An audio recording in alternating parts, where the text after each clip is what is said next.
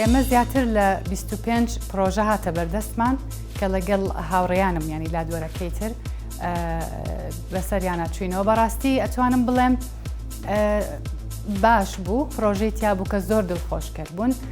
So the main criteria for judging the entrepreneurship category is breaking down into 5 categories. The first category is traction and financial sustainability of the business idea. The second category is the market size and the market need of your business idea. The third category is the future plan and the scalability of the business idea. Where do you plan on going with your idea and how are you planning to actually manage to do that? The fourth category is the risk and feasibility of the idea. How are you mitigating risks and how are you implementing the idea?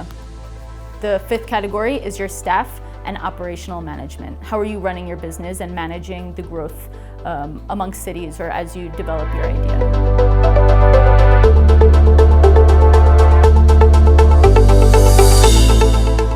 دەبێ ئیشەکان ئۆرژناڵ بێ و تا سرادەیەک ئەتوانێت خزمەتی کۆمەلگا بکە و ئەگەر ئەو ئیشە کرا ئایا بۆ ئایندە چیتان پێ دەکرێت یعنی چیتان پێ دەکرێت لە دوایەوە تەطویری بکەنەوە.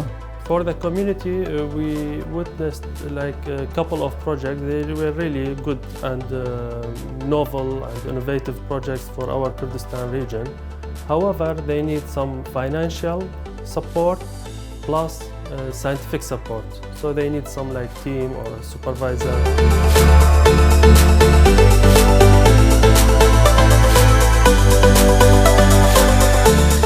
یەکێ لە پێوەکانی ئێمە ئەوەیە کە ئەو پرۆگرامە تا چ ڕادێک چارەسەری دۆزیوتەوە بۆ ئێستای وڵاتەکەمان.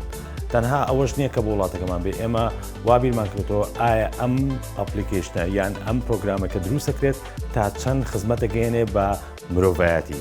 ئەمەش یەکێکە لە پێوەرەکانمان کە زۆر جەختمان لێ کردوتەوە و خاڵی خۆی لەسەرداهاندێت. بە شێوەیەکی گشتی بەرهەمەکان هێزیان پێوە دیار بوو، نوێگەریان پێوە دیار بوو، ماندووبوونی و کەسانیان پێوە دار بوو کە بەرهەمەکانیان نردبوو بەڕاستی لە نێوان هەڵبژاردننی هێندێک لە بەرهەمەکان گفتوگویەکی یەکجار زۆر پێویست بوو لەگەڵ دادوەرەکانی تر بۆی بتوانین بگەین بە ئامانجێک لە بەرەوەی زۆر لێک نێزێک بوون.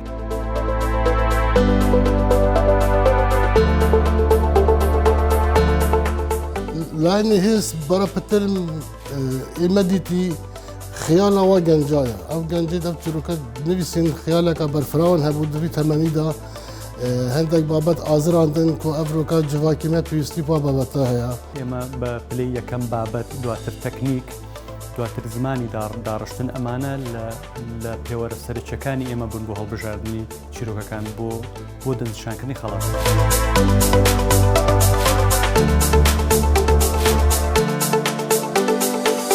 الگۆری وان دیتن و خوێندنێن مە بۆ وان هەلبەستا دیار بوو و هەندێکی جوان هەرنووکە دێشێن بێژین شاعرن و ئایندەکی شعری باش دە هەبیتن ئەگەر بەرداوامی بخواندنێ و وی ئاستی بدەن. زمانی شعری، خەیاڵی شعری، وێنەی شعری، بابەت و ناوەڕۆک ئەو فەزا شعری کە دەقەکە لی پێک دێ ئەمانە بوون بە پێوەەر بۆ ئەوەی کە ئێمە ئەو بزانین ئەمە دەقێکی باشە یاخود دەقێکی خراپ.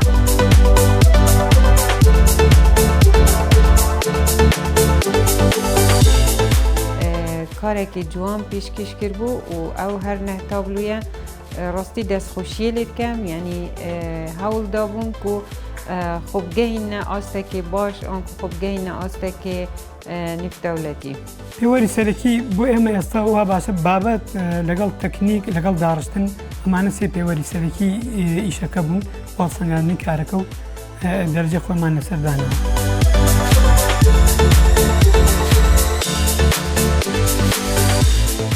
ئەو ڕەهەندانش یا بنەمایانە بریتی بوون لەوەی کە ئایا چەند ئەو مادەیەکی زیان بەخسە بۆ ژینگە پێوەرە تۆناری ما سەر فکرا بوو یا دوێ کاریسە بوو یا سیێژی جانیا شد.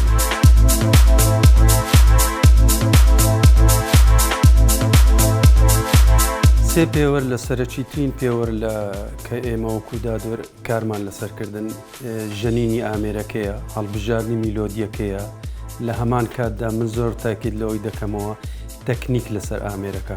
بڕاستی گەلەکەی خۆش بۆم پشتی من ئەف گەنجە دیتین هەمی گەنجت خدانشیانن هەمیە باوەریەکە زیدە بخە هەبوو هەمنی شوانە یعنی خۆی موزیکل ماڵە خۆ لێ داویت یل جەهەکی لێ داویت یە خۆ جارەباندی بەشداریە کرد.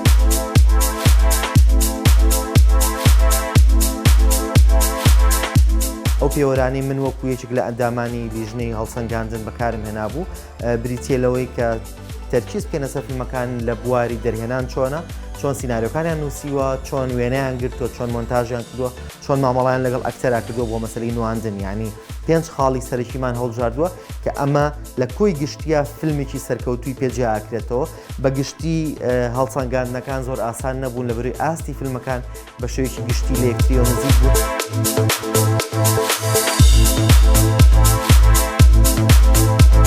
ئەو فکرێکە فۆتۆگرافەرەکە هەیتی چۆنیەتی معاملە لەگەڵ لایتینگ و کۆمپۆزیشن و ئەکسپۆژەر و تەکنیکی کامێرەکان هەیە ئەمە ئەو خاڵانە لایمە زۆر گرنگ بوو. دڵنیا بن لەوەی کە ئێمە هەر لە خۆمانەوە ئێوەمان هەڵ نەبژاردووە کەسانێکن کە داهاتووتانە بینین بە مەرجێک کە لە بوارەکەیان بەردەوام بن و خۆتان پێشخەن و وەکو بواری پیشەیی تەعاملی لەگەڵا بکەن نەک بەستەنیا ئێستا تۆ ئەتوانی بە خۆت بڵێ کەسێکی لە هیوایەت دەرچوو بیت چوبیتە ناو قۆناغێکی ترەوە کە ئەویش پیشەگەریە تۆ ئەتوانی پیشەگەرێکی باش بی لە بواری فۆتۆگرافیا.